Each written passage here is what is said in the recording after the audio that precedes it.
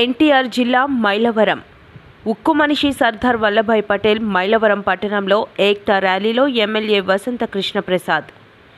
సర్దార్ వల్లభాయ్ పటేల్ 150వ జయంతిని పురస్కరించుకుని మైలవరం పట్టణంలో Lakkireddy Balireddy engineering college engineering కళాశాల మైదానం నుంచి నిర్వహించిన ర్యాలీని ఎమ్మెల్యే వసంత కృష్ణ ప్రసాద్, ఎమ్మెల్సీ ఆలపాటి రాజేంద్ర ప్రసాద్, మాజీ ఎమ్మెల్సీ పరుచూరి అశోక్ బాబు జెండా ఊపి ప్రారంభించారు. ఈ సందర్భంగా ఎమ్మెల్యే వసంత కృష్ణ ప్రసాద్ మాట్లాడుతూ, భారత చరిత్రలో సర్దార్ వల్లభాయ్ పటేల్ పేరు అనగానే దృఢమైన సంకల్పం, అంచెలంచెల నాయకత్వం, దేశ ఐక్యతకు ప్రాణమర్పించిన వ్యక్తిత్వం గుర్తుకొస్తాయని తెలియజేశారు. స్వాతంత్రం వచ్చిన తర్వాత కూడా విడివిడిగా ఉన్న అనేక సంస్థానాలను భారతదేశంలో కలపటం వలన భారతదేశ సమైక్యతను కాపాడటంలో ప్రముఖ పాత్ర పోషించిన స్వాతంత్ర సమరయోధుడు, ఉక్కు మనిషి సర్దార్ వల్లభాయ్ పటేల్ జయంతిని భారత్ ఏక్తా దివాస్గా జరుపుకుంటారని తెలియజేసి భారతీయులందరికీ శుభాకాంక్షలు తెలియజేశారు. ఎన్డీఏ కూటమి నేతలు తదితరులు పాల్గొన్నారు. మార్చిలో పాల్గొనడానికి వచ్చేసినటువంటి అతిథులకి అండ్ మై డియర్ స్టూడెంట్స్, మీ అందరికీ కూడా నా హృదయపూర్వకమైనటువంటి ధన్యవాదాలు. పాత్రికేయులకి నా నమస్కారాలు. సర్దార్ వల్లభాయ్ పటేల్ ఆయన ఒక జీవితం, ఒక చరిత్ర, భారతదేశ రాజకీయాల్లో ఆయన పాత్ర ప్రముఖమైనదే కాకుండా అత్యంత ప్రాధాన్యతతో కూడినటువంటి చరిత్ర అనేది మనందరం కూడా గుర్తుపెట్టుకోవాలి. ఒక సుభాష్ చంద్రబోస్ కావచ్చు, లేకపోతే గాంధీ గారు కావచ్చు, కానీ అందరికంటే ప్రముఖంగా చెప్పుకోవాల్సింది తొలి భారత హోంశాఖ మంత్రి ఉక్కు మనిషి సర్దార్ వల్లభాయ్ పటేల్ గారి వల్లే ఈ రోజు అఖండ సమైక్య భారత్ ఉందంటే, ఆ రోజు ఆయన ఇంకా చాలా నిర్ణయాలు తీసుకున్నారు, కానీ రాజకీయ కారణాల వల్ల కొన్ని విషయాలు పూర్తి చేయలేకపోయారు.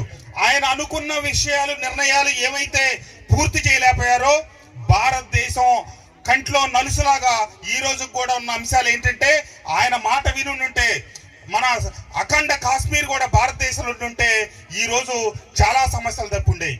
కాబట్టి తప్పకుండా ఆ మహనీయుడు 150వ జయంతోత్సవాల సందర్భంగా మనం అందరం వారి జీవిత చరిత్ర గుర్తుపెట్టుకోవటం, వారి ఆశయాలు, ఇందాక అశోక్ బాబు గారు చెప్పినట్టు మీరు లక్నో వెళ్ళాలన్నా, ఢిల్లీ వెళ్ళాలన్నా, లేదా బెంగళూరు వెళ్ళాలన్నా, ఎన్ని చోట్లకి వెళ్ళి మీరు మీ ఉద్యోగాలు చేసుకుని జీవితంలో ఉన్నతంగా రాణించాలన్నా ఆ మహానుభావులు స్విట్జర్లాండ్ కానీ, లేదా ఫ్రాన్స్ కానీ, ఇటలీ కానీ ఎక్కడే మీరు చేసుకోవచ్చు.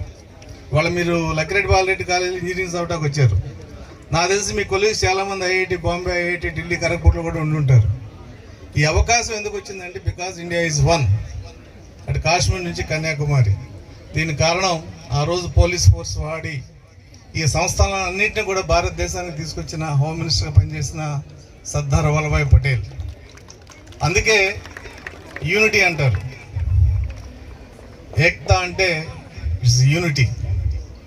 భారతదేశంలో డైవర్సిటీ నుంచి యూనిటీ వచ్చింది.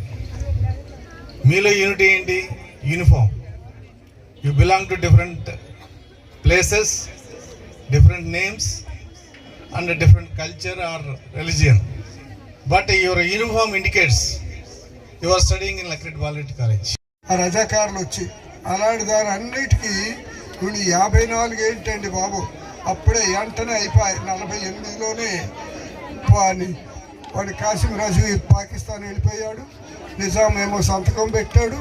మొత్తం వెంటనే ఇండియాలో కలిసిన్నారు.